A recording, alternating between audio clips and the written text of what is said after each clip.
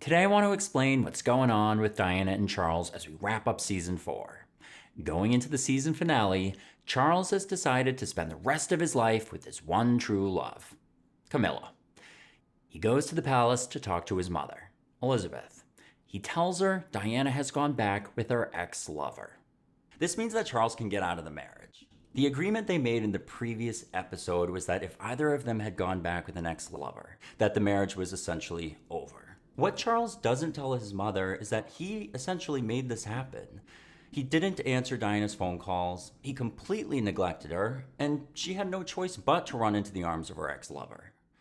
Before Elizabeth can even respond, Philip busts into the room and says, "Quick, turn on the TV. It's the Ides of March," referring to everything that's happening at Parliament.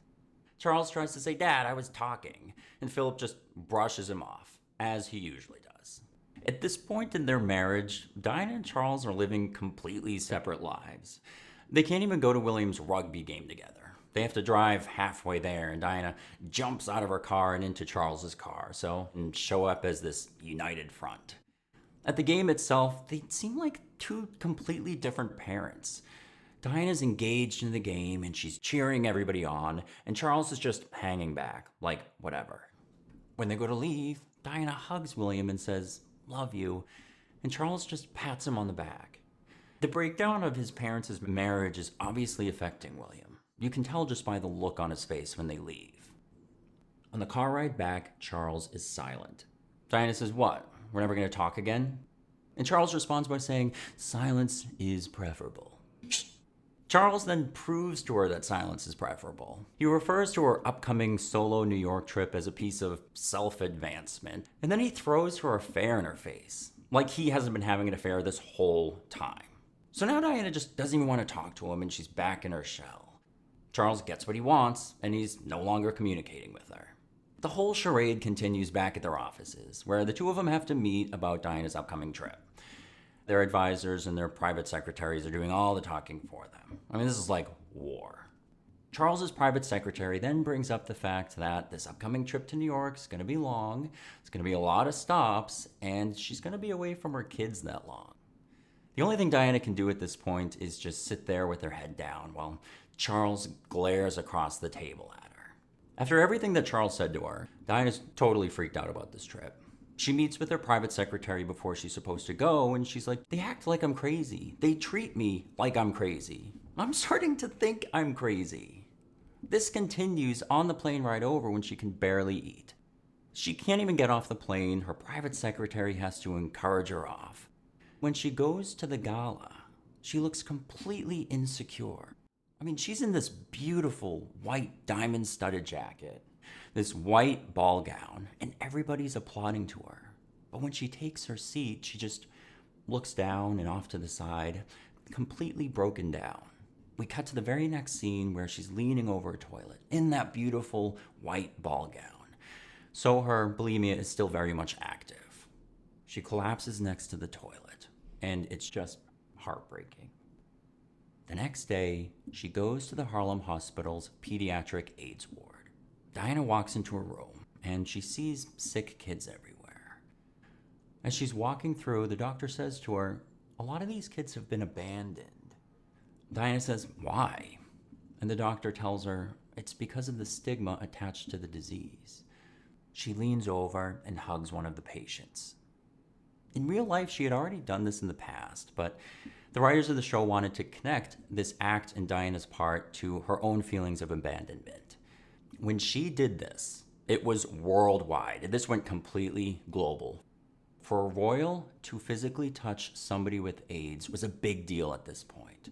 And it went all the way back to England, where Camilla Parker Bowles is watching it on the television. And she's freaked out. She has a drink, she's sucking down a cigarette, and she decides to meet with Charles. Camilla tells Charles, "I can't compete with this. If you leave Diana, she's going to be seen as the victimized and the wronged, and I'm just going to be seen as the villain. I'll always be thought of as the mistress."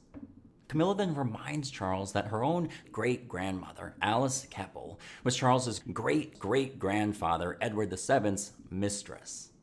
Charles then says to her, "Yeah, but he loved her till the very end." No, this actually happened. There's even a rumor that when he was dying, he called out for Alice, but no one knew if he meant his wife Alex or his mistress Alice. They were like, Alex or Alice? So they got both of them. So as he lay dying, he was surrounded by not only his family, but his wife and his mistress. And then he slipped into unconsciousness. Charles has to go see Diana to fix his whole Camilla issue. He walks into the room and he completely ignores Diana, as he usually does, and he just wants to set up this whole toxic air. It surprises me that no matter how horrible Charles is to Diana, she always holds out hope that she's going to get some kind of positive reinforcement. But obviously she doesn't, because Charles just goes straight in about her trip. He refers to the whole thing as a piece of self-advancement and a disgusting act of grandstanding. He says anybody can hug the wretched. She says, you don't hug anybody. He then just leans into it. I hug who I care about. And Diana knows exactly who he cares about. And she says, who? And Charles says, Camilla.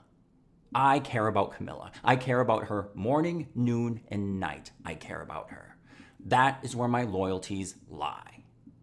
Now that he said the truth, and now that the cat's out of the bag, he says, I completely wash my hands of this grotesque misalliance. If you ever feel unloved in this marriage anymore, take it up with the ones who arranged it. That's the clincher. By saying that this is an arranged marriage, what is Diana even fighting for? You can't fight for something that never existed. Now Diana has to go and spend the holidays with her in-laws. She shows up to Sandringham House and nobody talks to her, besides Philip, who gives her this glance across the driveway. Diana then goes to meet with Queen Elizabeth, and Queen Elizabeth just got back from hunting with her daughter, Princess Anne. They went like pheasant shooting. There's actually a shot of 2 dead pheasants being like nailed to the wall or like hung to the wall, symbolizing just how cutthroat the royal family is. Diana tells Elizabeth that she wants to talk to her, and Elizabeth wants nothing to do with it. In fact, she shoves her hands into her pockets so she doesn't have to make any physical contact with Diana. She says, can't talk now, gotta go feed the dogs. And then we have a quick scene where we actually see Elizabeth feeding the dogs. Elizabeth is obviously most comfortable around her dogs because they're the only ones who don't ask her of something she can't provide.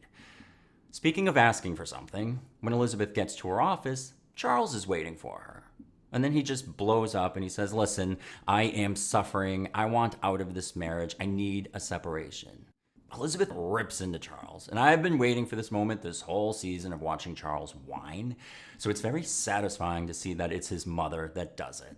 She says, you are not suffering. We are all suffering.